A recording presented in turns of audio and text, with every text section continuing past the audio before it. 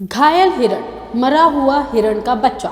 Social media पर ये तस्वीरें वायरल हैं, जिसके साथ दावा किया जा रहा है कि तेलंगाना के कांचागच्ची बावली की हैं।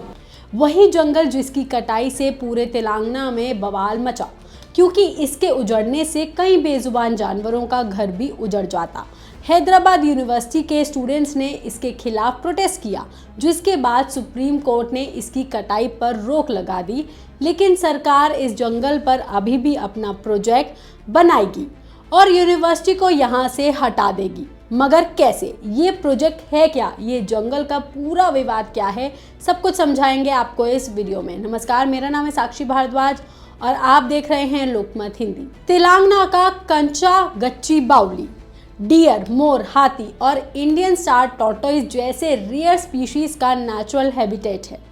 ये जंगल 400 एकड़ में फैला हुआ है और तेलंगाना शहर को स्वच्छ हवा देता है। इसे तेलंगाना के हरे फेफड़े भी कहा जाता है। लेकिन सरकार इस जंगल की जगह IT पार्क बनाना चाहती थी, जिसके लिए उन्होंने इसे काटना भी शुरू कर दिया। जंगल में बुलडोजर लाए गए और जंगल उजाड़ना शुरू कर दिया और जानवर अपने घोंसलों को बचाने के लिए पुकारने लगे।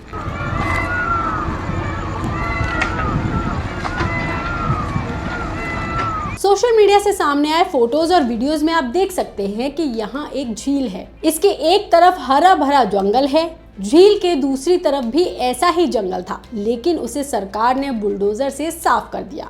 ये पूरा इलाका हैदराबाद यूनिवर्सिटी से सटा हुआ है। जब जंगल में कटाई शुरू हुई तो साथ में मौजूद यूनिवर्सिटी के स्टूडेंट्स ने इसके खिलाफ आवाज उठाई,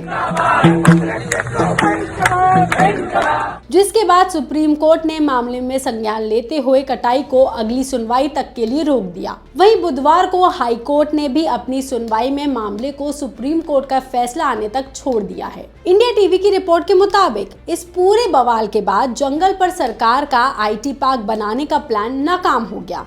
तो अब सरकार इस पर इको पार्क बनाएगी, लेकिन ये इको पार्क जंगल के 400 एकड़ इलाके में नहीं, बल्कि उसके आसपास की जमीन मिला करके, जो कि 2000 एकड़ तक का होगा, इतना बड़ा इको पार्क सरकार डेवलप करेगी, जिसके लिए इस इलाके से सटी हैदराबाद यूनिवर्सिटी की जमीन भी सरकार अपने पास ले लेगी और यूनिवर्सिटी को कहीं और शिफ्ट कर दिया जाएगा। ये अनाउंसमेंट किया है तेलंगाना कांग्रेस के सांसद मल्लू रवि ने। मगर इस अनाउंसमेंट से भी यूनिवर्सिटी के स्टूडेंट्स खुश नहीं हैं। सरकार की नीयत पर सवाल उठा रहे हैं, खास करके हैदराबाद यूनिवर्सिटी की जमीन को लेकर के। छात्रों का कहना है कि जब सरकार IT पार्क के लिए जंगल को उजाड़ रही थी तो सबसे ज्यादा विरोध यूनिवर्सिटी के स्टूडेंट्स ने ही किया। इसलिए सरकार इसका बदला लेने के लिए यूनिवर्सिटी को ही वहां से हटा दे रही है और इको पार्क भी एक डेवलपमेंट प्रोजेक्ट की तरह ही काम करेगा। इसको आप ऐसे समझिए, स्टूडेंट्स का कहना है कि यहाँ अगर इको पार्क भी बनेगा तो भी कुछ ना कुछ कंस्ट्रक्शन होगा, जिससे यहाँ रह रहे जानवरों का जीवन फिर से संकट में पड़ जाएगा।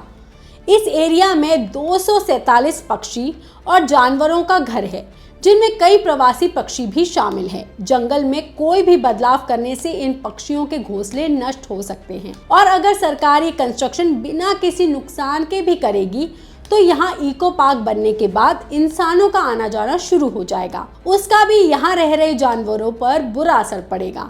इसलिए इसे जंगल की तरह ही रहने दिया जाए, यहाँ इको पार्क बनाने का कोई मतलब नहीं है। अगर इस जंगल को नुकसान पहुंचेगा तो न सिर्फ यूनिवर्सिटी बल्कि शहर के पर्यावरण पर भी बुरा असर पड़ेगा, क्योंकि ये जंगल तेलंगाना के लिए हरे फेफड़े का काम करता है, जो कि पूरे शहर की AQI को भी संतुलित करता है। अब इस पर सरकार का कोई प्रोजेक्ट बनेगा या नहीं, ये सुप्रीम कोर्ट और तेलंगाना हाई कोर्ट के आने वाले फैसलों पर ही निर्भर करता है।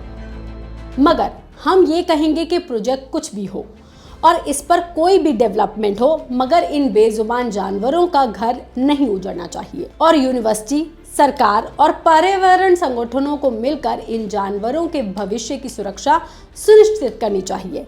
इस पर आपका क्या कहना है, हमें कमेंट करके जरूर बताइएगा। बाकी तमाम खबरों के लिए आप देखते रहिए लोकमत हिंदी।